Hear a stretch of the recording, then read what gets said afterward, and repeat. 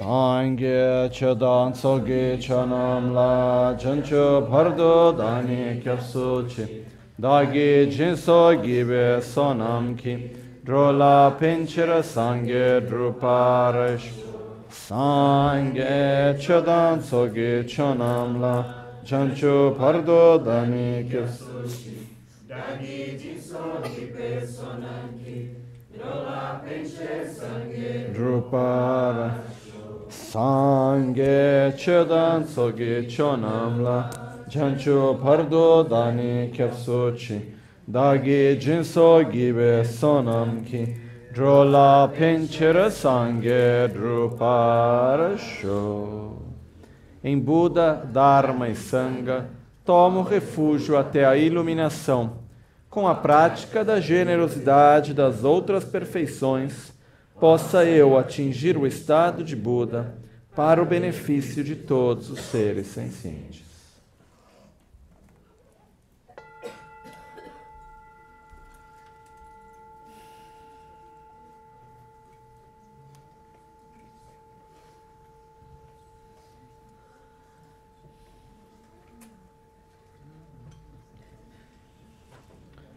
Ok. Uma vez que a gente tem um certo nível de entendimento sobre o que é o samsara, né? Usando as palavras de Lama Tsongkhapa, para que a gente possa reverter o nosso apego ao samsara, para que a gente possa ter uma verdadeira decepção a respeito dele, e para que a gente possa ter um verdadeiro desejo de emergir definitivamente dele, né?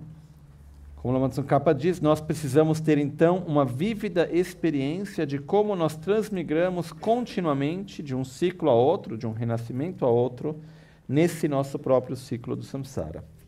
E essa experiência vívida de como nós vagamos no samsara ocorre em dependência da meditação sobre como vagamos no samsara por causa dos 12 elos. Okay? Eu acho que a gente chegou a ter uma conclusão de uma certa compreensão disso. Okay?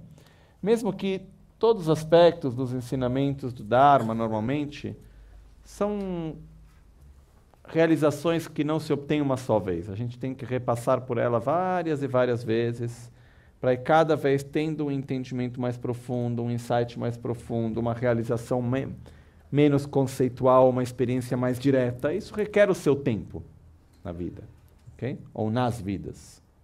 Mas é um processo. Mas, de um ponto de vista prático, uma vez que a gente vê o samsara, a gente não tem escolha a não ser querer sair dele. Ok? Mas o que fazer diante disso? Porque o primeiro passo dentro do caminho que Buda nos traz, do caminho à iluminação, é ver o samsara. Esse é um dos pontos fundamentais, é o ponto de partida.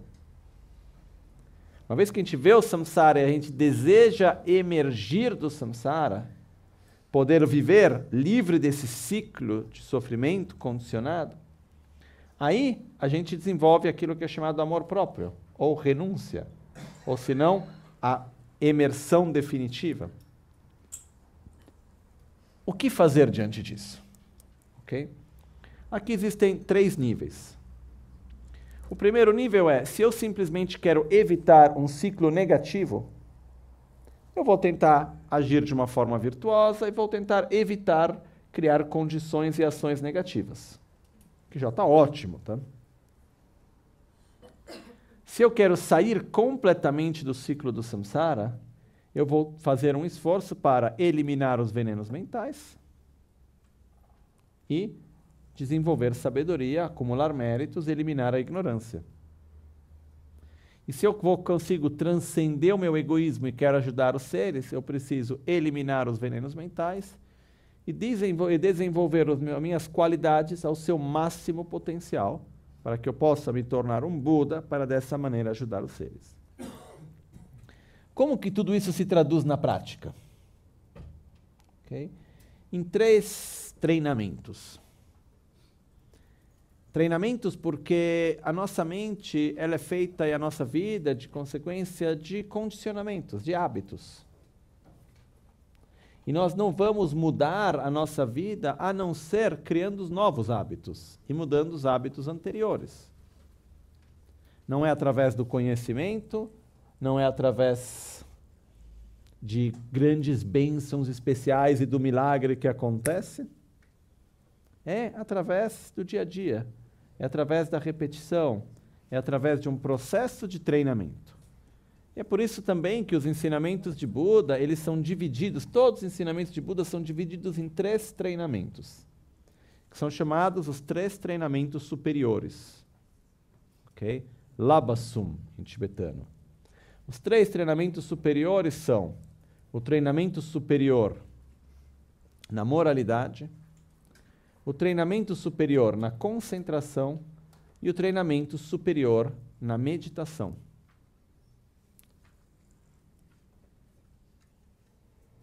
Por um outro lado, a gente também divide os ensinamentos em 3 partes. Outra forma de dividir, que elas se relacionam entre elas, que é desenvolver a correta visão, o correto comportamento e a correta meditação. Então, visão, comportamento, meditação. Moralidade, que está diretamente conectada com o comportamento, principalmente. A moralidade é o que abandonar, o que cultivar. Então, isso é o nosso comportamento, é como eu vou agir com o corpo, com a palavra e com a mente. Então, tem um aspecto de princípios, valores, conduta. Isso é a parte da moralidade. Então, o treinamento na moralidade é treinar numa moralidade de amor, de respeito, de gratidão, é treinar na generosidade, é treinar na humildade, tudo isso faz parte da moralidade nesse treinamento. A palavra, digamos, principal que acaba segurando tudo é moralidade. Moralidade entendida como a nossa capacidade de abandonar o que faz mal e cultivar o que faz bem. Okay? Não é a ética. A ética é onde a gente vai decidir o que faz mal e o que faz bem. A moralidade é a nossa capacidade de cultivar o que faz bem e abandonar o que faz mal. Okay? Então, a gente vai ter uma parte do nosso treinamento é de moralidade, que é de conduta. Outra forma de ver isso é a parte da conduta. Ou seja, não é o bastante a gente ter uma visão maravilhosa da realidade e ter uma intenção de ser um Buda e tudo, se a gente não vai conseguir traduzir isso e levar isso para o nosso dia a dia, nas nossas palavras, nas nossas ações, nas nossas escolhas, nas nossas interações diárias. Ok? Então, tem uma parte que está relacionada diretamente com a nossa conduta. A conduta, ou o treinamento em moralidade, é a parte através da qual nós vamos evitar, principalmente, de criar condições negativas para que karmas negativos possam se manifestar. E através da conduta na moralidade também, do treinamento na moralidade e de uma conduta correta, que nós vamos, então, gerar karma positivo. Vamos gerar essas forças, inércias positivas que depois vão poder sustentar um estado de paz, de equilíbrio, de satisfação e assim por diante. Ok? Então, isso me faz lembrar uma coisa, desculpe que eu vou sair um pouquinho, mas uma amiga, há um tempo atrás, ela morava em Bali, na Indonésia. E ela contou que um dia em Bali teve uma alerta de tsunami. E era bem grave, pelo jeito.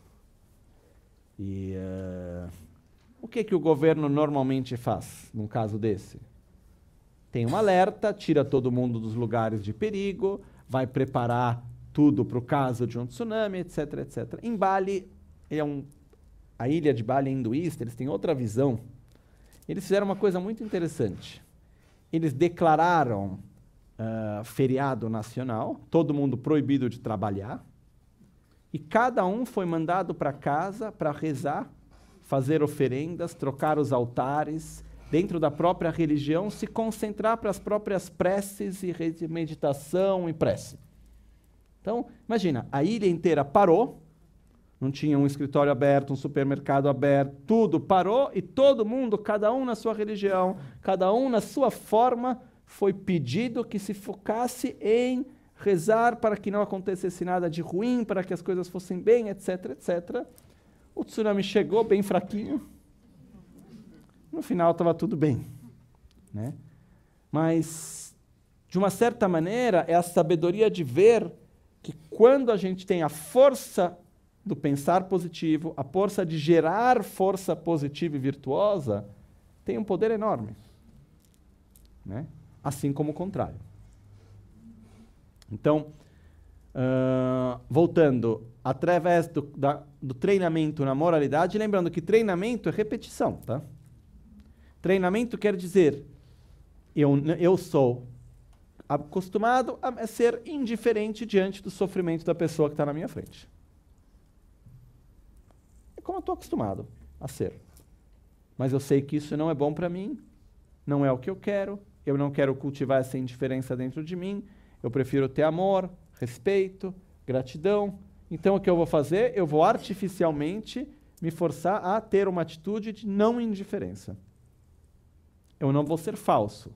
Porque ser falso é manifestar algo que a gente não tem nenhum aspecto de verdadeiro. Eu sou falso quer dizer eu manifesto algo só para mostrar que eu tenho aquilo, e não porque eu tenho um interesse verdadeiro por aquilo. Ser artificial quer dizer eu vou gerar um sentimento que não vem espontâneo, mas que porém é verdadeiro. Ok? Então, no treinamento da moralidade, nós vamos nos treinar a não seguir os nossos instintos de inveja, de ciúmes, de apego, de indiferença, de raiva, de ganância, de arrogância e assim por diante. Então, é nessa parte do treinamento, que a gente não vai entrar em detalhes agora sobre o treinamento em moralidade, que tem uma parte importante dos ensinamentos, que está todo em volta disso, que é onde a gente vai treinar a não se deixar levar pelos venenos mentais, por isso deixar de criar condições negativas e acumular causas virtuosas. Ok? Que é a parte da moralidade e da conduta. Fora isso, nós temos os outros dois treinamentos, que é o treinamento da concentração e o treinamento da sabedoria. O treinamento da concentração é onde nós desenvolvemos o instrumento para poder direcioná-lo. Porque sabedoria sem concentração serve para pouco também. E concentração sem sabedoria não serve para nada. Para pouco, vai. Então o que acontece é, no momento no qual a gente tem a capacidade de ter uma compreensão correta das coisas, ter um entendimento, saber onde direcionar a nossa mente, que é a parte da sabedoria. Sabedoria é o correto discernimento. A gente precisa ter concentração para poder manter a nossa mente nesse correto discernimento e nos familiarizar com esses estados. Aqui que entra o treinamento em concentração, que em poucas palavras a gente aprende a se concentrar se concentrando. Não tem muito outro jeito. Tem suportes para a concentração, que é, por exemplo, a diminuição dos objetos de distração. Isso é importante, porque eu acho muito difícil qualquer pessoa conseguir desenvolver um bom nível de concentração se está constantemente no meio de objetos de distração. Isso é bem difícil. E não é uma coisa de hoje. Pega no ensinamento de Lamrim, de Papon Karinpoche, de Lama Tsongkhapa, e vai ver lá, para desenvolver shamatha. Quais são as 8 características necessárias? Pega no texto do Bodhisattva Charavatara de Shantideva, de mais de 1500 anos atrás. Capítulo 8º sobre a concentração. Quase o capítulo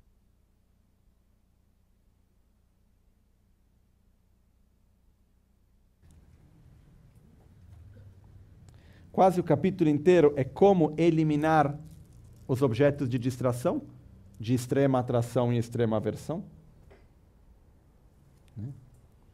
Então, existe o suporte de eliminar os objetos de distração para ter concentração.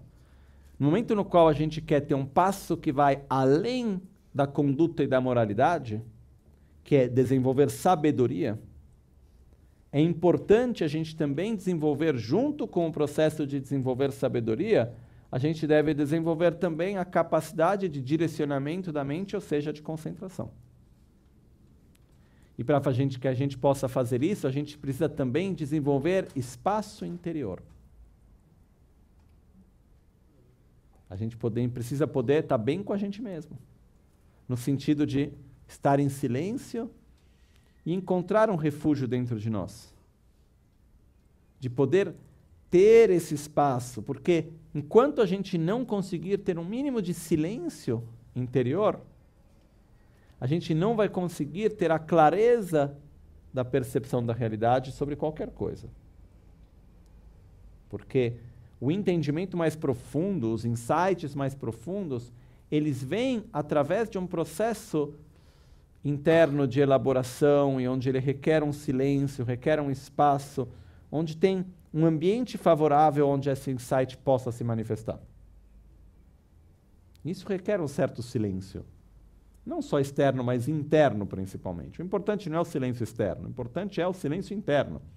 Só que a gente não consegue gerar silêncio interno sem ter o silêncio externo, normalmente. A maioria de nós, se a gente quer ver conseguir manter a mente livre de várias distrações com um que fala com a buzina daqui, com aquilo de lá, com o telefone tocando e com tudo aquilo que está à nossa volta. Ok? Porém, a capacidade de concentração ela é importante. Porque, como a Tisha dizia no texto que a gente leu outro dia, a melhor concentração é uma mente relaxada, não é uma mente tensa. Porém, esse treinamento ele é importante. Então, eu convido cada um a tentar colocar energia na moralidade. E isso a gente aplica no trabalho, a gente aplica nos relacionamentos, a gente aplica na família, a gente aplica na diversão, a gente aplica em tudo aquilo que a gente faz na vida, é onde a gente vai aplicar principalmente a moralidade. E a moralidade não é ter uma longa lista do que pode e do que não pode.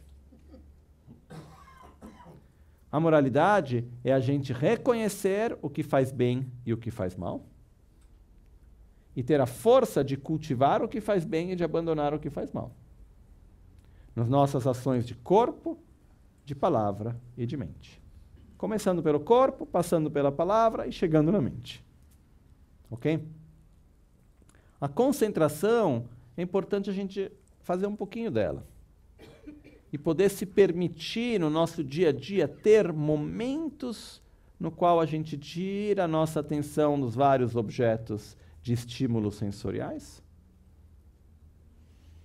Fica onde a gente está, que seja na natureza, olhando para uma árvore, que seja caminhando, que seja correndo, que seja dançando, que seja cantando, ou meditando, que também seria bom.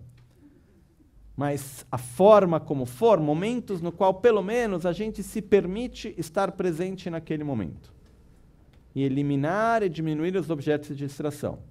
A gente vai melhorar a nossa capacidade de concentração quando a gente consegue estar no momento presente, colocando a nossa atenção sobre um objeto, relaxando a nossa mente sobre aquele objeto de percepção, livres de distrações dos nossos outros sentidos.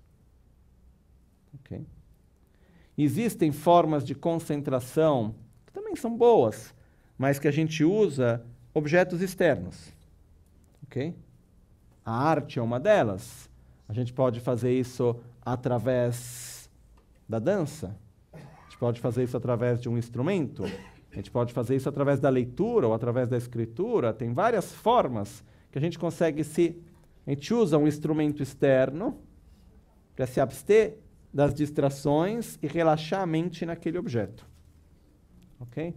Que é ótimo. Porém, o nível um pouco acima e mais profundo é quando a gente consegue manter esse estado de concentração, de relaxamento interno, sem necessitar de um objeto externo que nos leve a isso. Que é principalmente a meditação, onde começa-se por um objeto interno, que é a própria respiração. A respiração é a ponte entre o interno e o externo. Depois pode-se meditar sobre objetos mentais, que vai ainda mais profundo do que a respiração. Okay? Mas até então, a gente está falando sobre desenvolver concentração. Okay? que é a chamada, então, o treinamento superior, que é o Tingezinglaba, da concentração. E nesse caso, a gente entra nos outros 3 aspectos, que são a prática se divide entre visão, conduta e meditação. Nesse caso, a gente entra na parte da meditação, ok? Que é saber meditar bem, sentar e conseguir trazer a nossa mente, ter essa capacidade de estar focado e relaxado dentro do objeto de meditação. No texto de Lama Tsongkhapa, do qual tem essa passagem, que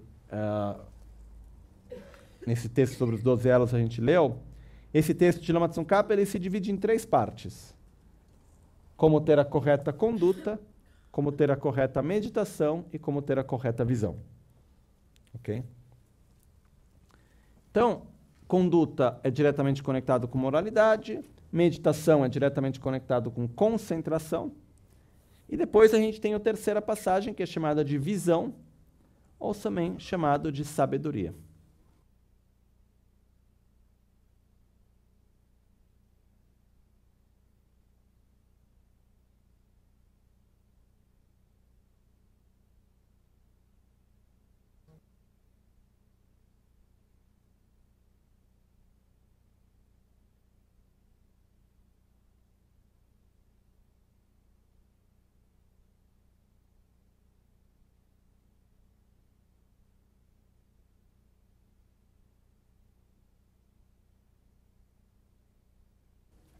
Ok, voltou. Essa é a importância de ter uma boa conexão, senão fica onde está. De qualquer maneira, o que acontece é que a concentração é fundamental, ok? Assim como a meditação, e são 2 formas diferentes de dividir os ensinamentos de Buda, mas são diretamente desconectados. Uma forma é chamada os 3 treinamentos, que não é só os ensinamentos de Buda, é o nosso caminho, que é o treinamento em moralidade, treinamento em concentração, treinamento em sabedoria. E o outro é praticar a correta meditação e a correta visão. Ok? Então, a parte da meditação, a parte da concentração é fundamental, porque ela vai nos permitir ter uma experiência mais profunda, poder ter uma visão mais profunda das coisas. E, enquanto isso, a gente tem que também ir desenvolvendo a parte de sabedoria, ou assim chamada da visão. Tá? Porque o objetivo no nosso caminho, ele é de... Voltando no nosso desenho, o nosso objetivo é de cortar, número 1, a raiz. Porque enquanto a gente não eliminar essa visão dual, essa visão de existência intrínseca, a nossa ignorância, o que vai ocorrer? A gente vai continuar nesse mesmo ciclo. Ok? Não tem outro caminho, não tem outra saída. A única saída do samsara real é eliminar a ignorância. Não tem outra possibilidade. Ok? Deixa eu ver aqui. Quem tem uma caneta, por favor? Deixa eu ver se eu consigo... Obrigado. Deixa eu ver se eu consigo aqui desenhar uma coisinha. Deixa eu ver se vai funcionar ou não.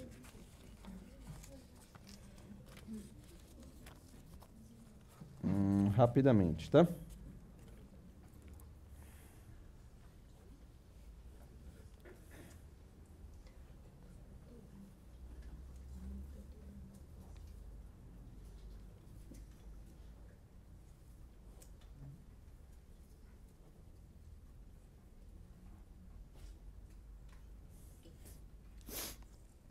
Dá para ver aqui? Mais ou menos assim? Não é que tem muita coisa desenhada também, tá? Mas só assim. Ok? Eu vou explicar e vai dar para entender melhor. O que a gente tem aqui? Um quadrado, um círculo, não é. Ok? Simples assim. O que isso quer dizer? O que a gente vai colocar dentro do quadrado? Por exemplo, a flor. Tá? Então a gente vai lá aqui e desenha a florzinha dentro do quadrado. Ok? Aí a gente vai colocar aqui embaixo, no círculo, a aparência ilusória que a gente tem da flor. Ok? Então a flor surge para nós como se ela fosse de existência permanente, por exemplo. Ok? Onde está a ignorância? A flor é permanente. Onde está a sabedoria? A flor não é permanente. Qual que é a única diferença entre sabedoria e ignorância? Uma diz é, outra diz não é. Mas elas têm a mesma base e o mesmo objeto. Ok? E uma vez, quando eu fiz esse diagrama, uma vez lá, eu fui ver, tem um nome em latim para cada uma dessas coisas. Porque em tibetano tem os nomes bem específicos, que é o Choshi, Drupcho, Drupchecho, Gakchecho.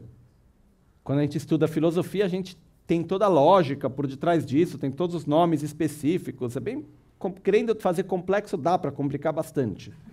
Tá? É o negandum e o probandum, alguma coisa assim em latim, não me lembro mais exatamente. De qualquer maneira, o que acontece é que, se eu quero eliminar qualquer estado mental, inevitavelmente, eu preciso gerar o estado mental diretamente oposto àquele que eu quero eliminar. Se aqui no quadradinho eu coloco a água é ruim. Água, ruim. A água é ruim. Como que eu posso eliminar esse pensamento a água é ruim? Dizendo a água é gostosa, a água tem gosto bom, a água é limpa? Não. A água não é ruim. Ok? Enquanto eu estiver pensando eu gosto da água, eu consigo pensar eu não gosto da água ao mesmo tempo? Não consigo. Nós não temos a capacidade de ter dois pensamentos com um modo de apreensão diretamente oposto simultaneamente. Simplificando um pouco, nós não temos a capacidade de ter dois pensamentos diretamente opostos ao mesmo tempo. Ok? Quantas vezes a gente já não tentou eliminar um pensamento? E não funciona. Quanto mais a gente tenta eliminar ele, mais espaço ele toma. Ok? Qual que é a única forma de eliminar um pensamento? Gerando o pensamento oposto. Ok? Eu não quero, eu quero. É, não é. Ok? Então, onde que está a raiz do nosso sofrimento? Quando a gente vem aqui e a gente olha para a ignorância ela é uma afirmação ou uma negação? Ela afirma algo ou ela nega algo, a nossa ignorância? Quando eu olho para a flor, eu tenho uma aparência, eu afirmo. O que eu afirmo nessa minha aparência quando eu olho para a flor? Uma existência própria, autônoma, intrínseca, independente de tudo. Ok? Essa é a aparência e eu afirmo essa aparência. Então o que ocorre? A nossa ignorância ela é uma afirmação. Pois então, o antídoto a essa ignorância, ele tem que ser uma negação. Ok? Então, onde está a afirmação aqui? A flor, ela surge para mim, ela aparece para mim como se fosse de existência intrínseca, e eu acredito.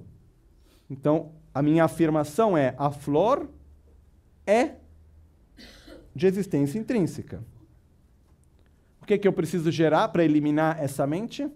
Se eu falar, a flor é interdependente, ela depende de causas e condições, ela depende da base de imputação e da imputação do nome, ela depende das próprias partes e tudo mais. Maravilhoso. Mas nada disso é uma apreensão diretamente oposta, não é uma mente diretamente oposta. Então, porque é uma outra afirmação, eu não vou eliminar uma afirmação com outra afirmação. Eu tenho que opor a uma afirmação com uma negação. Ok?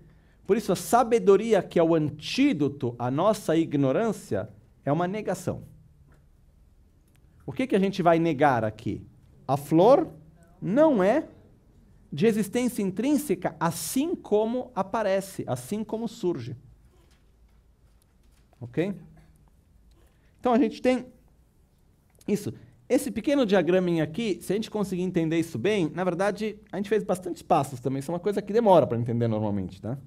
Não é tão óbvio assim a gente entender que a sabedoria é simplesmente a negação da ignorância, do objeto de afirmação da ignorância. Entender que a sabedoria é a negação do objeto de afirmação ou da afirmação da ignorância.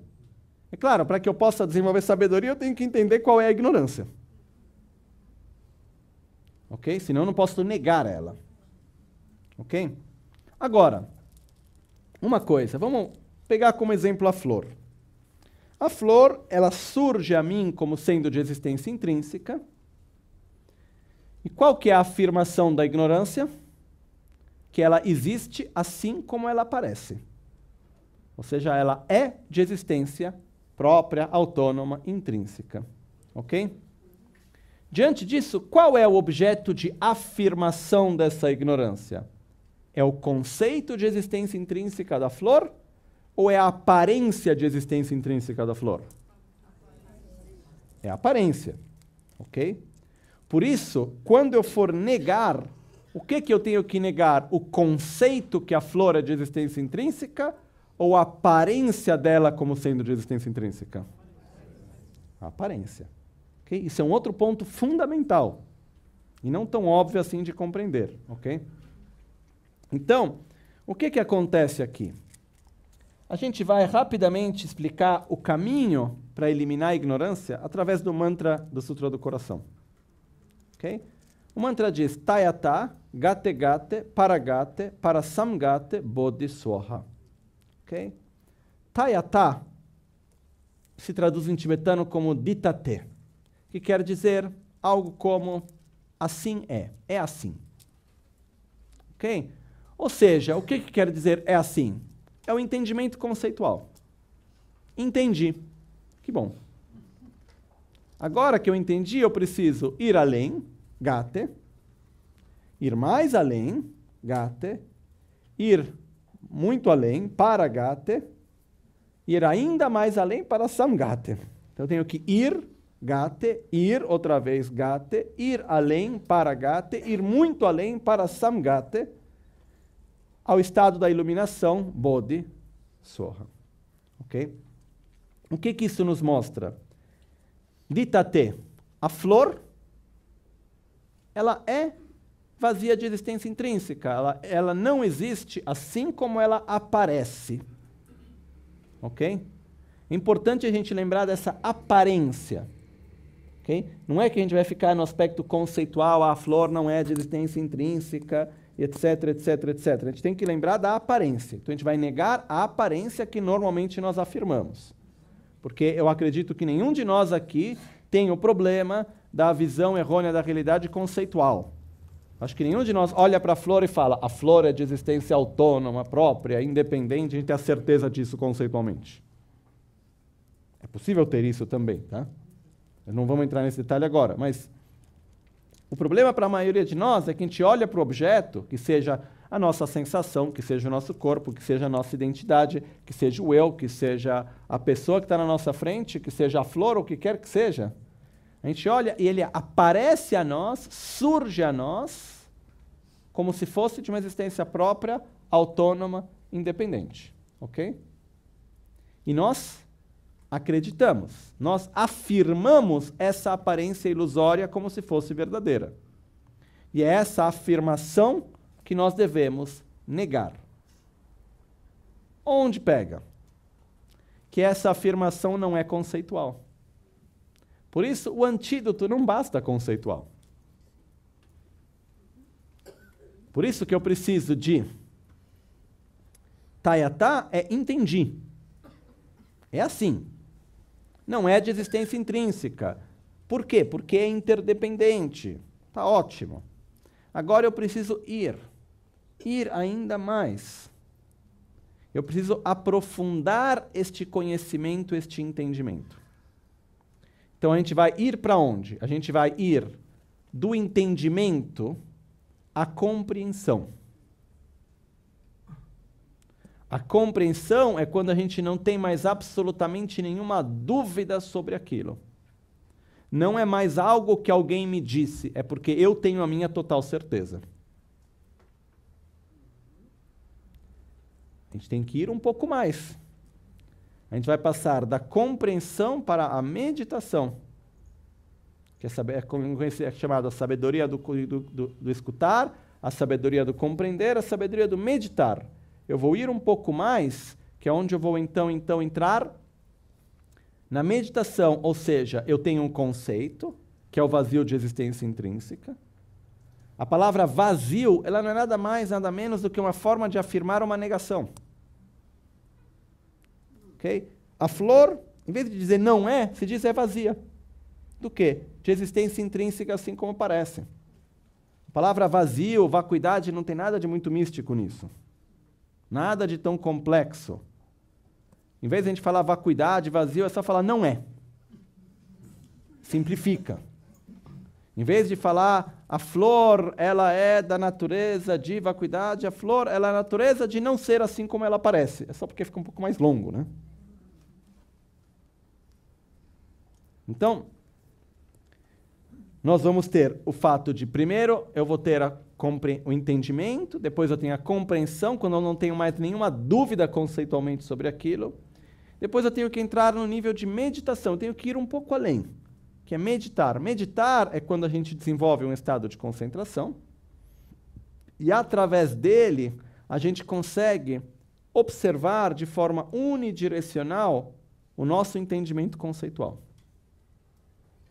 Então, o nosso objeto de meditação se torna o vazio de existência intrínseca, a não existência intrínseca, sempre baseado em algo. Não dá para meditar na vacuidade assim do nada. Sempre tem a flor. De que forma que ela surge para mim? Ela surge como sendo de existência intrínseca. Para que eu possa meditar na vacuidade, eu preciso permitir que a mente que se agarra à existência intrínseca se manifeste. Eu tenho que permitir ver em mim mesmo. A flor é de existência intrínseca. Aquela mente espontânea surge. Aí então que eu vou aplicar o meu conhecimento e vou dizer, não, não é. Eu vou ficar na conclusão do não é. Quando a gente fica na conclusão do não é de existência intrínseca assim como aparece, o que ocorre? Nós, nesse momento, não temos a capacidade de negar a aparência e afirmar a existência. Então a gente nega a aparência e nesse momento não tem nada mais do que a negação da aparência, ponto. Da aparência de existência intrínseca.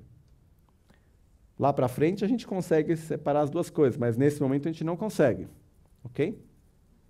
No processo, quando a gente fala gate, ir, a gente está falando de ir sempre ainda num nível conceitual, porém num nível mais profundo, do entendimento para a compreensão, da compreensão para a meditação.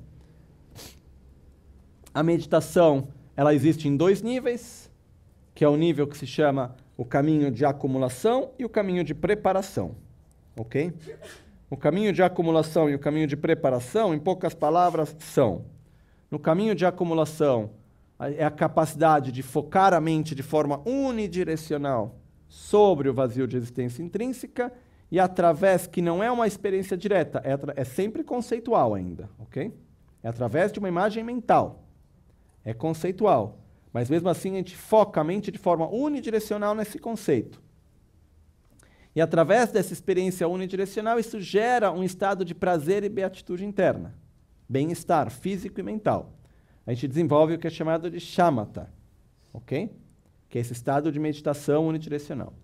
Quando consegue, além de ter esse estado unidirecional, uma pequena parte da mente vai analisar de que maneira que é vazio de existência intrínseca? Por quê? Enquanto está focado no vazio de existência intrínseca, no começo é difícil. Quando se consegue manter essa concentração unidirecional e ao mesmo tempo tem uma análise, sem perder o foco, sempre sobre o mesmo objeto, e isso gera um estado de bem-estar físico e mental, isso é chamado de vipassana, visão profunda. Ok? Quando se atinge o vipassana, uma visão profunda sobre a vacuidade, se atinge o que é chamado o caminho da preparação, que é o segundo gate. Então, o primeiro tayatá é entendi. O segundo tayatá, compreendi e comecei. O primeiro gate é compreendi e comecei a meditar. O segundo gate, que é o segundo ir, é ir num nível ainda mais profundo de meditação e poder ter um estado, então, que é chamado caminho da preparação, que é onde efetivamente, então, se tem uma visão, uma experiência de meditação unidirecionada com análise junto, que é chamada de visão profunda. Quando se fica nesse estado por um período relativamente longo, ok? Tem um momento no qual a experiência, ela gradualmente vai deixando de ser conceitual até que se tenha uma experiência direta, não conceitual, desse vazio de existência intrínseca. Quando se chega nisso, é o tayatá, gate, gate, é o paragate, é o ir além. Ir além do quê? Ir além do conceito. Ter uma experiência direta. Entrar no que é chamado o caminho da visão, que é onde se tem uma experiência direta da natureza última dos fenômenos, ou seja, da falta de existência intrínseca. Quando se tem essa experiência direta, ainda assim, não se tem a percepção da aparência, se nega a aparência da realidade, porque é uma aparência falsa, ilusória, mas mesmo assim ainda não se consegue ter a percepção da existência ao mesmo tempo. Então, quando se está no estado de meditação, a única coisa é a negação da aparência. Quando sai desse estado de meditação, volta-se a ter a percepção da existência, continua a aparecer, a surgir como se fosse de existência intrínseca, porém o praticante sabe que não é. Ele tem a total certeza porque não é só um conceito, mas é uma experiência direta. Ele teve uma experiência direta, não conceitual, que não é de existência intrínseca. Quando se desenvolve esse estado, nesse estado, então, não tem mais espaço para gerar raiva, inveja, ciúmes, apego e todo o resto, e se sai do samsara. Porque a ignorância, ela não é a aparência, mas é sim o agarrar-se à aparência. A nossa ignorância, ela não está na aparência de existência intrínseca, está na afirmação dessa aparência. Quando a gente consegue compreender e realizar de forma não conceitual que essa aparência é ilusória, a gente corta a ignorância. E depois dessa experiência direta, não surge mais a mente que se agarra à aparência ilusória. A aparência como se fosse de existência intrínseca. Então a gente teve tayatá, gate, gate, paragate. É assim, ir além. Ir além do samsara, ir além do conceito. Para samgate, ir bem além.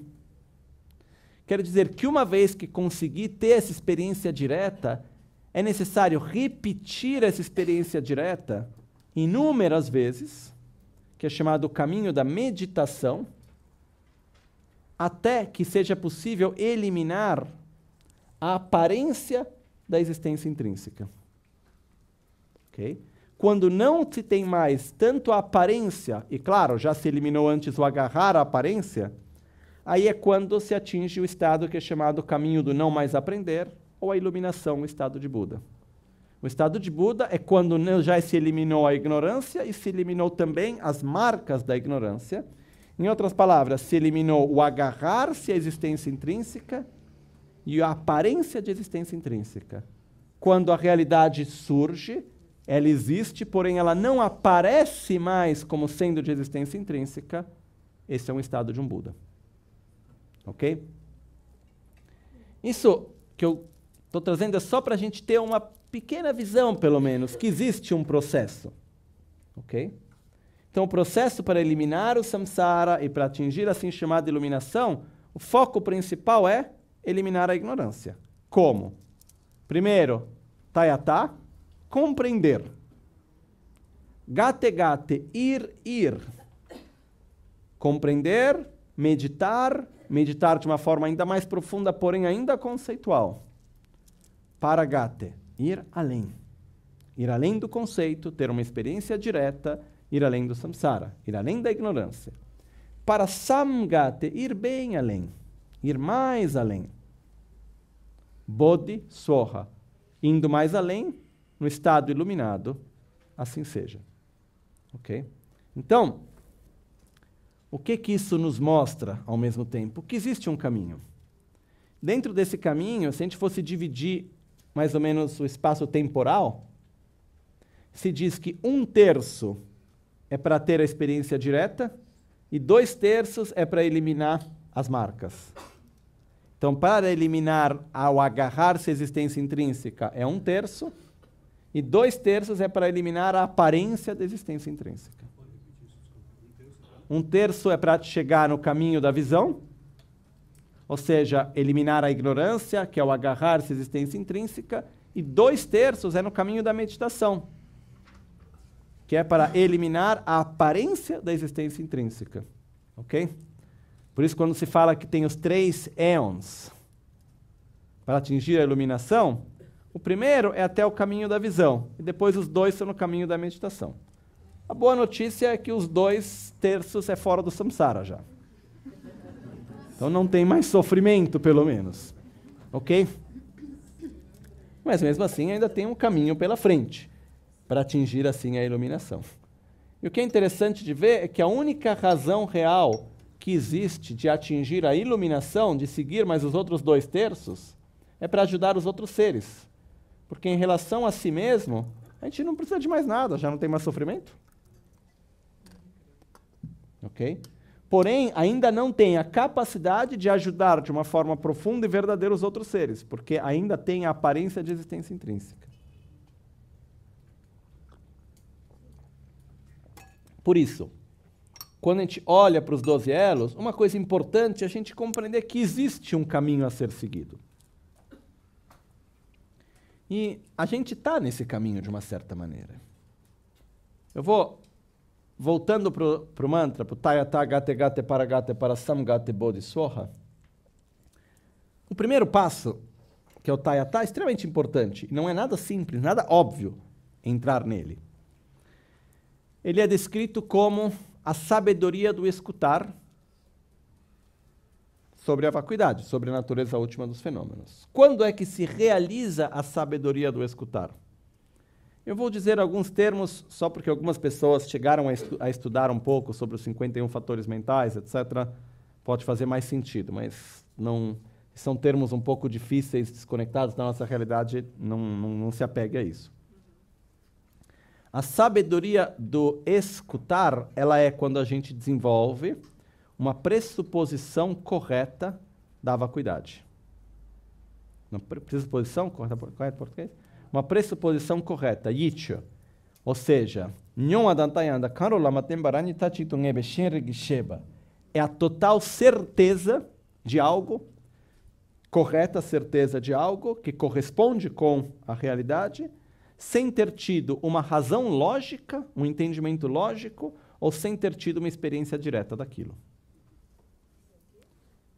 Quando a gente tem uma pressuposição correta, é o momento no qual a gente olha e fala, a flor, ela parece para mim como se fosse de existência intrínseca, mas ela não é. E eu não tenho dúvida nenhuma disso, porque não entendi ainda. No fundo, eu não sei explicar. Mas tem uma coisa lá da interdependência, é impermanente, tem algumas coisas que parece fazer sentido. Mas eu chego num aspecto no qual eu tenho a certeza, mas eu ainda não fiz daquele conhecimento meu. Ok? É onde a maioria de nós a gente está. E quando é que a gente consegue ter esta certeza? Quando a gente realiza o primeiro passo para realizar a vacuidade. É quando a gente reconhece o objeto de negação. Onde está o objeto de negação aqui? O que é que a gente afirma que a gente tem que negar? A aparência de existência intrínseca. Essa aparência de existência intrínseca não é um conceito. E essa é uma armadilha que muitas pessoas acabam caindo, achando que o que tem que ser negado é um conceito. Mas desde quando a gente tem o conceito que as coisas são de existência intrínseca? A gente está por aí afirmando o conceito de existência intrínseca? Não. Então, o nosso objeto de negação não é conceitual. O objeto de negação é a aparência.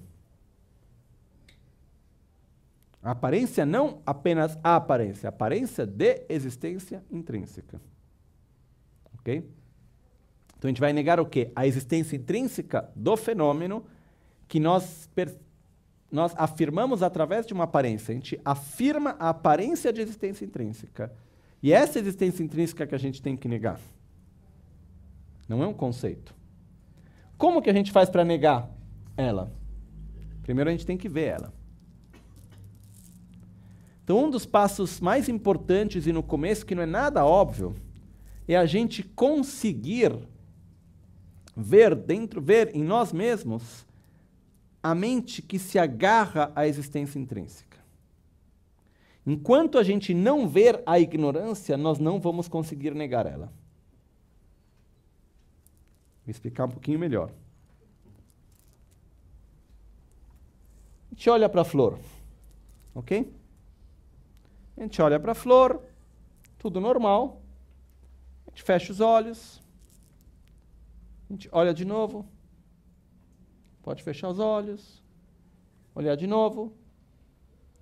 E a gente pode fazer isso por 50 vezes. Ela vai aparecer a nós como se sempre fosse a mesma flor? Ou a gente vai ter a percepção da mudança sutil que ocorre nela de instante em instante? Então, quando a gente faz esse exercício, fecha o olho, abre de novo, fecha o olho, abre de novo, vê, volta para o mesmo objeto, e a gente consegue ver que ele aparece a nós como se fosse permanente, e nós nos relacionamos a ele como se fosse permanente, a gente, nesse caso, afirma. A flor aparece a nós como se fosse permanente, e nós afirmamos. Quando eu consigo ver essa aparência de permanência, que eu afirmo, aí eu posso dizer, isso está errado, a flor é impermanente. Porque ela está constantemente se transformando. É uma coisa artificial, nesse primeiro momento? É. Mas eu vou estar, de uma forma artificial, negando algo que vem de uma forma natural e espontânea. Mas eu tenho que negar algo que... a coisa certa. Por isso, primeiro, eu tenho que permitir a mim mesmo de ver a ignorância. Diante disso, eu posso negar ela. Com a impermanência é um pouco mais fácil. Ok?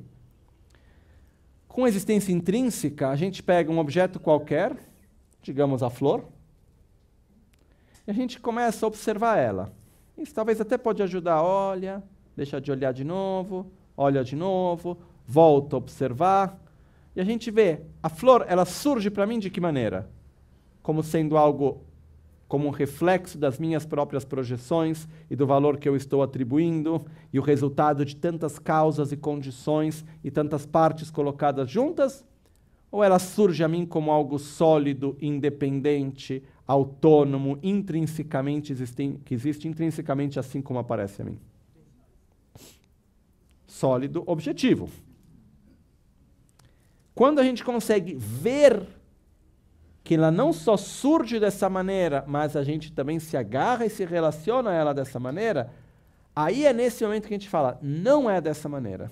E a gente vai desconstruir esse agarrar-se a essa aparência ilusória de existência própria intrínseca. E é quando a gente consegue desconstruir esse agarrar-se, essa afirmação, a gente chega na conclusão, então não é de existência intrínseca, não é assim como aparece, como surge para mim. A gente desconstrói aquela aparência, aí a gente fica nesse estado de meditação, que é a negação de existência intrínseca. Okay?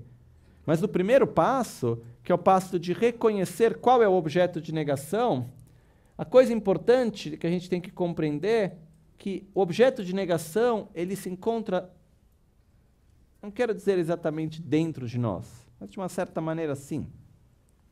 O objeto de negação é a aparência intrínseca que eu percebo, não é algo que vem de fora. O objeto de negação é a minha própria aparência E é o meu próprio agarrar a essa aparência de existência intrínseca, do meu lado, que está dentro de mim. É inútil que eu fique com o conceito, é inútil que eu fique no conceito de existência intrínseca, que deve ser negada de uma forma idealizada, mental, conceitual, em algum lugar longe de mim. Onde eu tenho que focar a negação é na minha própria afirmação. Enquanto eu não vejo a minha afirmação, eu não sei o que negar. Porque o que eu tenho que negar não é a existência intrínseca como um todo. O que eu tenho que negar é a minha afirmação. Isso não é tão simples de ver. Ok? Conceitualmente, a gente tem uma ideia, tá, legal, interessante. Mas eu tenho que ver em mim mesmo. Então, um dos processos de meditação necessário no começo é a gente, no nosso processo de meditação, nos permitir, isso necessita criar muito espaço dentro de nós, mas nos permitir observar a nosso modus operandum, a nossa forma natural de se relacionar com a realidade. Sem tentar controlar. A gente tem que pegar no flagrante. E para pegar no flagrante, tem que deixar o ladrão relaxado. Ele tem que se sentir confortável. Caso contrário, ele não vai agir. Para que a gente pegue no flagrante a nossa ignorância, ela tem que se sentir confortável. Então a gente não pode estar lá num processo de ficar analisando, vendo o que está acontecendo. A gente tem que ter a mente da análise, que é a mente que observa, a mente que sabe que a existência intrínseca é ilusória, etc. Ela está escondida num cantinho lá, só escutando o que está acontecendo, vendo de longe. Ela está lá no cantinho.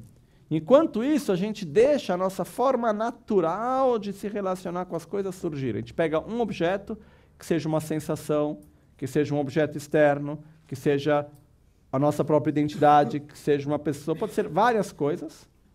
A gente escolhe uma, que é o objeto de vacuidade, nesse caso. Tibetanos diz Tongshi-Chochen. A gente pega esse objeto, a gente começa simplesmente a observar ele. Se coloca diante dele, como o da flor, a gente se coloca diante da flor. E simplesmente tenta não analisar, não julgar, não entender. Simplesmente deixa com que a flor surja, apareça para nós. E devagarzinho a gente vai conseguir reconhecer esse processo natural, espontâneo que ocorre dentro de nós, de ver a flor como tendo uma existência própria e a gente se agarrar e se relacionar à flor como se ela fosse dessa existência própria, autônoma, independente. E é quando a gente consegue, a ponto que a gente pega no flagrante. Aí tem que saber segurar o ladrão, porque ele foge fácil. Tem que conseguir prender ele. Mas o primeiro passo é pegar ele no flagrante primeiro. Ok? E antes disso, a gente tem que saber que o ladrão é ladrão, porque ele pode conviver com a gente a vida inteira, a gente acha que é o amigo. Okay? A gente convive a vida inteira com a afirmação de existência intrínseca e acha que é amigo. Tem que entender que é. Então, esse processo de poder observar, refletir e deixar que a mente manifeste o seu, digamos, modus operandi, você entende, não? Que a gente tem de atuar sem estar controlado, para que a gente possa, então, pegar no flagrante e dizer, ah, não é assim. Isso é a partida da meditação na vacuidade. Quando a gente consegue ver o modus operandi da nossa mente, que a gente vê que é onde a gente se agarra a existência intrínseca da flor, do que for, aí a gente realizou o primeiro passo, que é a sabedoria do escutar. É onde a gente reconheceu o objeto de negação como objeto de negação. E é um passo super importante. Né? Se diz que quando Geshe Ravsenge, um dos principais discípulos de Lama Tsongkhapa, quando ele reconhece o objeto de negação, e ele vê dele mesmo, ele está se observando, Lama Tsongkhapa está dando ensinamento sobre a vacuidade, e ele vê a própria identidade do eu, e ele observa a aparência do eu intrínseco, independente, e ele entende isso não é assim. Ele entra num estado de medo. Ele começa a se agarrar na roupa dele. E aí Lama Tsongkhapa olha para ele e começa a dar risada. E fala, olha aí o Je Sherab-Sengye, não chamava desse jeito, que era seu nome depois, quando a gente conhece ele, um nome... Sherab-Sengye. Olha ele que está com medo porque viu que não existe, como aparece. Né? Mas dá medo. É real. Por que dá medo? Porque nesse momento a gente não tem a capacidade de negar a aparência e mesmo assim ter a percepção da existência. E aí o perigo de cair no niilismo e dizer, já que não existe como aparece, não existe. Fato é que existe. E daí, então, eu vou aqui desenhar uma outra coisinha que eu vou ver de imprimir esses dias, talvez antes de ir embora dá para todo mundo. Aí com isso a gente conclui por hoje quase.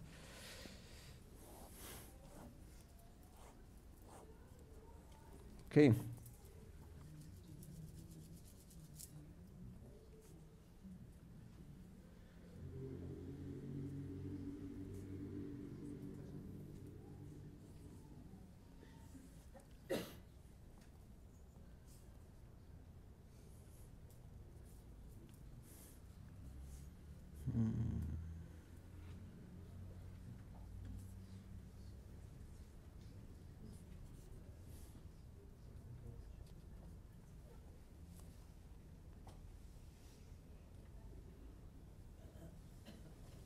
Ok. Ok. Dá para ver alguma coisa aqui? Tanto está em tibetano, não vai mudar muito. Mas é só para ter uma aparência, uma percepção. Ok. Ok. Eu vou depois dar para todo mundo a tradução disso, ok? Mas isso aqui nos mostra exatamente aquilo que a gente está falando. Isso é uma poesia escrita por um mestre chamado Dzeme Rinpoche. Na primeira parte aqui, está escrito Nan, que quer dizer aparência. É aparência, porém, mesmo assim, é vazio. Tom. Aparece para mim, mas mesmo assim é vazio. É aparência, e mesmo assim, é vazio. Ok?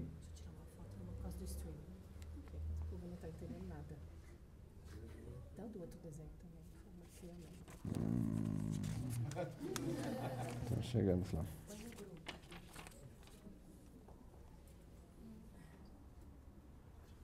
Não é nenhuma obra de arte, tá? Esse negócio está bem mal feito. De qualquer maneira, nós temos aqui aparência, é aparência, e mesmo assim é vazio. É vazio em que sentido? Não existe, assim como aparece. É vazio, e mesmo assim é verdadeiro. Existe. Existe e mesmo assim é falso. É falso e mesmo assim é aparência. Ok? Eu vou repetir mais uma vez. Aqui é a chave para tudo isso. Porque qual que é o problema que a gente tem hoje em dia? A gente não consegue compreender que algo não existe assim como aparece, que a aparência é ilusória, a gente não consegue ter a percepção que a aparência é ilusória e, ao mesmo tempo, ter a percepção da existência. Ou existe assim como aparece, ou não existe. Ok? Então, o que aqui nos mostra? Que aparece, é aparência, e mesmo assim, é vazio de existência própria. Não existe assim como aparece. Isso não quer dizer, porém, que não seja existente. Não é porque não existe assim como aparece. A flor, ela aparece a mim, ela surge a mim como se fosse de uma existência autônoma e independente. Por isso a flor, ela tem uma aparência de existência intrínseca, porém ela é vazia dessa existência intrínseca.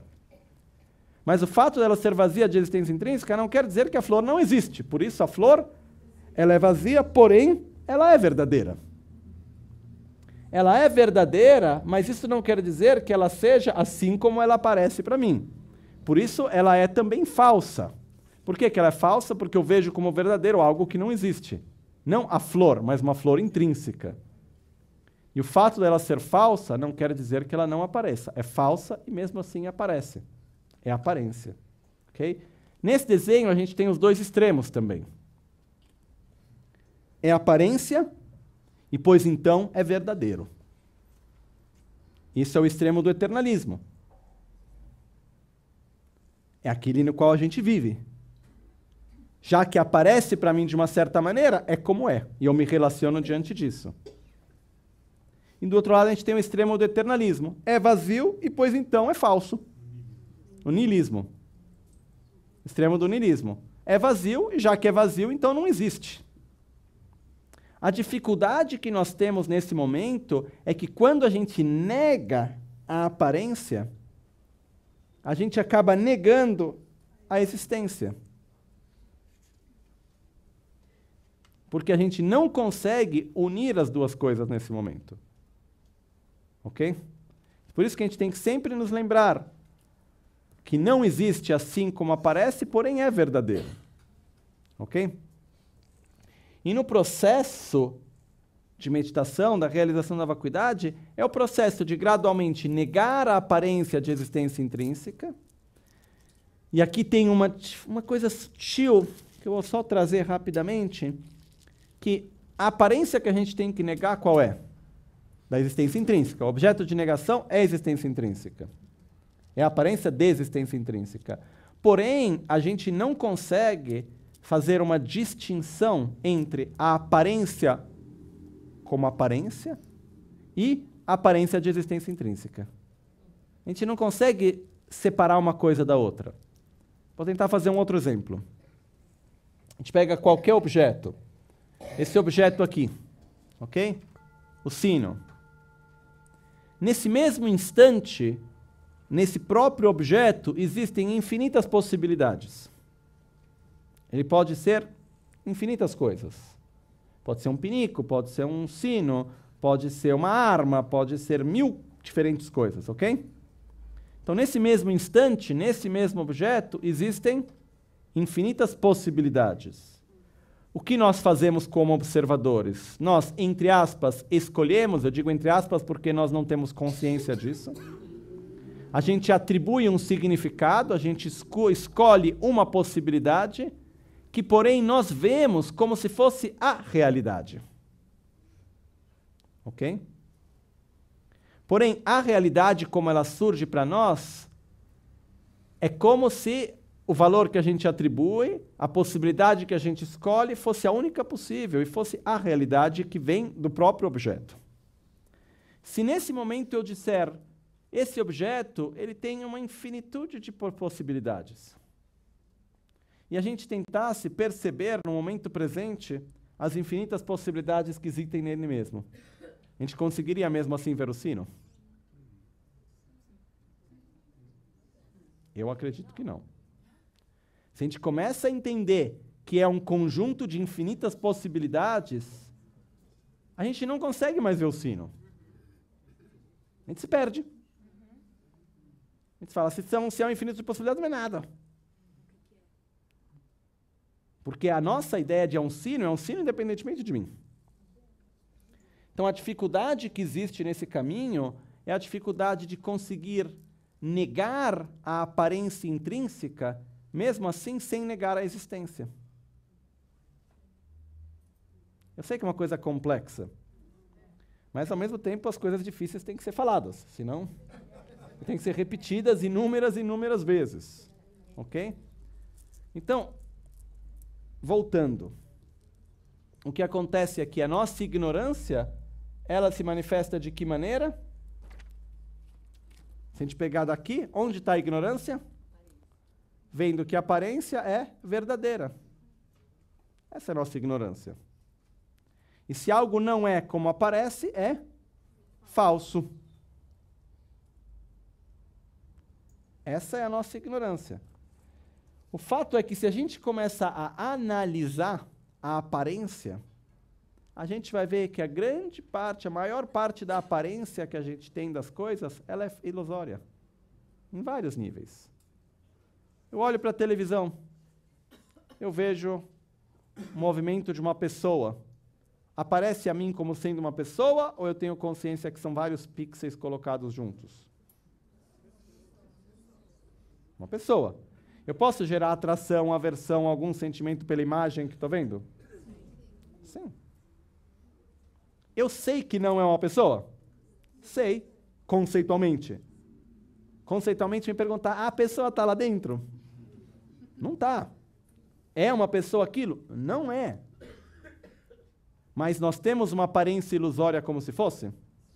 E nós acreditamos nessa aparência ilusória? Nós nos relacionamos como se ela fosse verdadeira? Sim. Então, aparece, e nós acreditamos que porque aparece é verdadeiro, não conceitualmente, mas na forma como nós nos relacionamos. Aparece como sendo uma pessoa, mas é vazio de ser uma pessoa. Não é porque é vazio de ser uma pessoa que deixe de existir. Existe.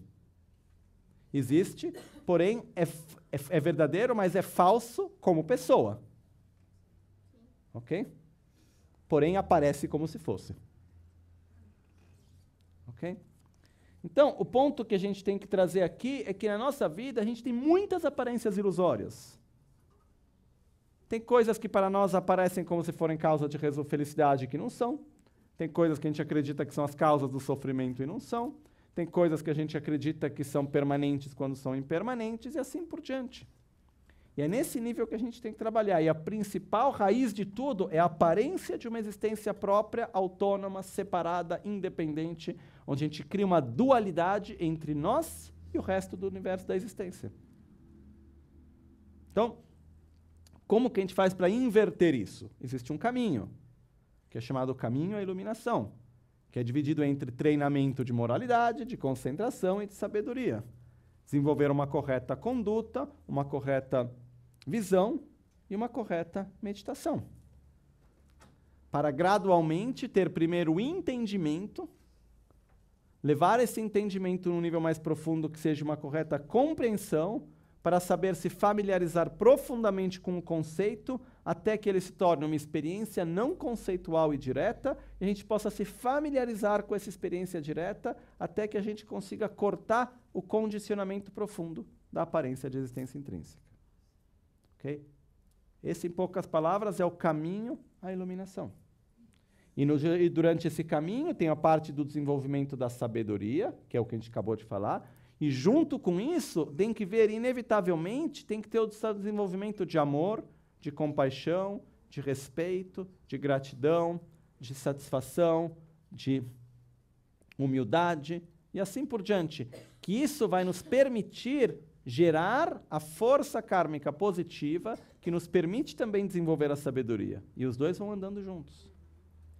Ok? Porém, uma coisa só rapidamente sobre isso, se diz nos ensinamentos, que se a gente conseguir por um instante simplesmente duvidar da existência intrínseca, ter uma dúvida, mas será que é de existência intrínseca mesmo? Não tem nem a certeza. A dúvida real é um soco na cara da ignorância. E o momento no qual a gente tem essa percepção, a energia positiva que se cria, a inércia dessa experiência, ela é muito maior do que fazer oferendas a todos os Budas, tantas oferendas quantos os grãos de areia do rio Ganges, se diz. Isso para dizer que quando a gente vai contra a ignorância, a gente tem essa percepção, isso gera uma energia muito positiva também, gera uma inércia muito positiva também. Ok? Beto.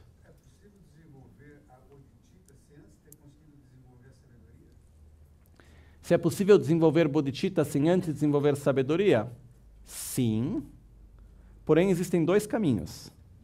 Aquele que é chamado o caminho dos discípulos, os praticantes mais inteligentes, e o caminho dos praticantes menos inteligentes. O praticante menos inteligente, ele não desenvolve a sabedoria antes porque ele confia na iluminação sem ter um entendimento real do que é. Ele diz, eu quero ser um Buda, eu vi o samsara aí, entendi, não quero, eu quero ajudar os seres sencientes, porque eu quero muito, etc. Ele não entendeu ainda qual que é a natureza da mente dele, não compreendeu ainda qual que é a verdadeira possibilidade de atingir iluminação que vem através da vacuidade e todo o resto. Tem um outro nível, que é os dois caminhos. O outro caminho é de quem não consegue acreditar verdadeiramente em algo sem antes ter uma compreensão daquilo. Nesse caso, para desenvolver a bodhicitta, não tem que ter realizado a vacuidade, mas tem que ter um entendimento e uma compreensão dela. Porque é só quando a gente tem um entendimento e uma compreensão da vacuidade que a gente pode entender, então, o que é um Buda, que a gente pode entender o nosso próprio potencial de iluminação e o que é a própria iluminação. Mas Né? isso gera amor na pessoa? Isso gera amor na pessoa, sim. Porque o que ocorre é que, do momento no qual eu tenho a compreensão da ignorância e eu vejo que a realidade não é assim como ela surge, e a gente olha para uma pessoa e ela está nesse ciclo de sofrimento que é guiado e é criado pela própria ignorância, a gente tem um nível de compaixão muito mais profundo. Porque não é a compaixão que vê simplesmente o sofrimento superficial. Não é a compaixão que vê o não entendimento da relação entre uma pessoa e outra ou os próprios traumas. É a compaixão que vê a raiz do sofrimento e que deseja que o outro seja livre da raiz do sofrimento. E é daí que existem 3 tipos de compaixão. Compaixão ordinária, compaixão com objeto e compaixão sem objeto. Ninja tsampowa, mikpe ninja, mimikpe ninja, se diz em tibetano. Compaixão ordinária é a compaixão na qual a gente deseja que o outro seja livre do sofrimento grosseiro, da manifestação na sensação do sofrimento do corpo e da mente. A sensação com objeto, aí a compaixão assim chamada com objeto, é quando a gente vê os processos internos que geram sofrimento, da raiva, dos ciúmes, da inveja e assim por diante. E a gente então deseja que o outro, mesmo se ele não está manifestando um sofrimento grosseiro, a gente vê os processos nele, a gente deseja que ele seja livre desse ciclo. E assim chamada compaixão sem objeto é quando a gente realiza o vazio de existência intrínseca e vê a ignorância no outro ser, que consegue reconhecer a raiz do sofrimento no outro. E por então deseja que ele seja livre da raiz do sofrimento da própria ignorância. São os 3 níveis de compaixão. Você falou uma outra vez que o discernimento é o momento onde a gente tem a liberdade, a pequena liberdade para tentar quebrar o ciclo. E nos 12 elos, aonde está o discernimento? Ele está em algum dos 12 elos ou na passagem de um para o outro? Nos 12 elos, o discernimento se encontra principalmente na parte do apego. Porque o apego é o momento no qual a gente tem aquela força de querer estar bem ou de não querer sofrer, que vem na forma de uma atração ou aversão, mas é lá onde a gente vai ter o discernimento de como eu vou agir. Depois do desejo vem o apego, e lá é onde eu vou discernir. Ok, vou para cá ou vou para lá? Projeto nisso ou projeto naquilo? E aí é onde a gente pode fazer essa mudança. Ok? Existem muitas coisas que a gente pode gradualmente ver. O processo do caminho, ele por um lado é complexo, né? Na verdade, se a gente for ver, não é por nada que os estudos de filosofia budista mais aprofundados demoram por volta de 18 anos, dedicando 12 horas ao dia, 6 dias a semana, 11 meses ao ano, não fazendo um curso cada fim de semana a cada tanto tempo. Então, o que eu quero dizer é que existe essa profundidade, mas a gente tem uma fortuna. Que a gente tem, primeiro, uma forma de ter um processo de conhecimento que é diferente daquela oriental, que a forma oriental, como eu estudei no monastério, é uma forma cíclica. Você vai aprendendo uma coisa aqui, entende metade, não entende outra metade, vai aprendendo outra coisa lá, vai juntando com outra aqui, vai vendo, quando vai juntando uma coisa com a outra, e quando você chega lá no final, você entende aquilo que estava no começo. É assim. Se a gente tem a expectativa de começar no primeiro ano e entender tudo o que a gente está aprendendo, esquece. boa parte do que eu aprendi no primeiro ano eu fui entender melhor no último que eu estava estudando. Então é uma forma que ela é circular, ela começa, vai dando as bases, vai colocando as dúvidas, e vai devagarzinho dando as partes, e vai fazendo com que você gradualmente chegue de volta no começo e tenha uma compreensão diferente daquilo. Ok? Aqui a gente tem uma abordagem diferente, né? Aquilo que para mim me dá grande prazer, espero que não seja uma ilusão minha, é aquilo de poder trazer a vocês algo que para mim não foi óbvio de entender e de colocar em palavras, de uma forma relativamente simples. Ok? Então, isso tem vários ensinamentos, tem uma outra abordagem que é aquela de não simplificar as coisas para permitir o processo da pessoa. Porque aquele processo de tentar entender uma coisa difícil e ir recebendo passinho por vez, e ter que fazer o próprio processo de ir lá e quebrar a cabeça para entender, é super precioso e valioso. Só que a maioria de nós não tem o espaço e as condições para isso. Porque para fazer isso, a gente tem que deixar de fazer qualquer outra coisa, focar apenas nisso por um tempo relativamente longo, né? Então, o que eu estou tentando fazer aqui para vocês é simplesmente tentar digerir, mastigar, colocar e trazer de uma forma que seja fácil de se entender e que leve diretamente para um entendimento que seja, esperamos, correto. Ok? O que é importante é que tudo isso a gente tem que ver como a gente aplica na nossa própria vida. Eu sei que nesses 2 dias foi muito conceito, nem tanto conceito assim, mas tem algumas coisas chaves que a gente tem que ver. Uma delas foi aquilo que a gente viu, que o momento presente ele é resultado, ele é causa e é condição. Que o resultado é uma força que foi gerada no passado, que está se manifestando no presente. Isso é um resultado. Que uma causa é uma nova força que está sendo gerada, uma inércia que está sendo gerada, uma semente que está sendo plantada, que em algum momento no futuro vai interagir com algo e dar o seu resultado. E que a condição é uma interação que está sendo feita com uma força que foi gerada no passado, que vai então desencadear o futuro imediato. Ok?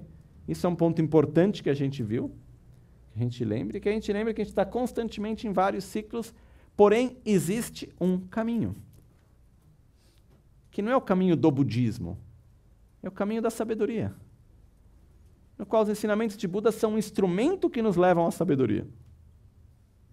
O ponto não é ser budista. O ponto é ter amor, compaixão e deixar de se relacionar com a realidade de uma forma dual e como se ela existisse de uma forma independente, intrínseca e assim por diante. Esse é o ponto-chave. Então, saber que existe um caminho e lembrar que nós não temos tempo a perder. Porque cada momento que passa a vida, a gente está criando causas para o futuro, fazendo amadurecer causas do passado e vivenciando resultados do passado no momento presente também. A gente está cada momento acionando novos ciclos, criando causas para novos ciclos, constantemente. Então a gente precisa, de verdade, ter uma atitude de cuidado, principalmente no nosso nível de reação diante das situações da vida.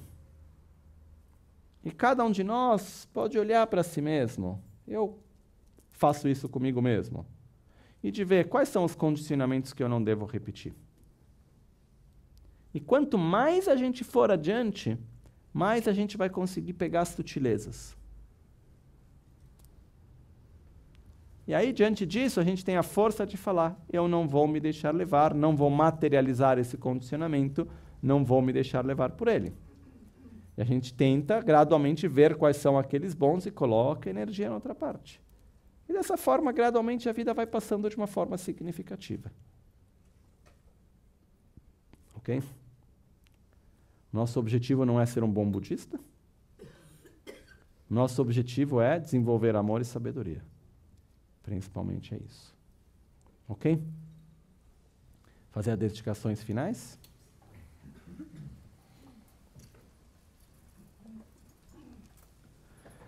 Jetsun lame kutse rapten chi nam kartile cholchur gepada losan tempe drume sasum ki drove munsel taktu ne gyurch nimo dele tsendele nime kuyan delekshin Ninsen takto delekpe kuncho sumki jinge kuncho sumki ngodrupso kuncho sumki trashisho. De sol a sol, à noite ou ao meio-dia, possam as três joias conceder-nos suas bênçãos. Possam as três joias ajudar-nos a alcançar todas as realizações. Possam as três joias espalhar muitos sinais auspiciosos no caminho de nossas vidas. Repitam depois de mim. Semcho Sudro. Cholam Tudro. Lamla Parche. Miyon Arsho. Possa a mente tornar-se o Dharma. Possa o Dharma tornar-se o caminho. Possa o caminho estar livre de interferências. Semcho Sudro. Cholam Tudro. Lamla Parche. Miyon Arsho. Mime tserwe terche rezi Dime kempe wampo jampe liang du pong ma jom se samwe dang kan chen kepe Gen Song Kappa Lo San Takpe Shabla Solvade.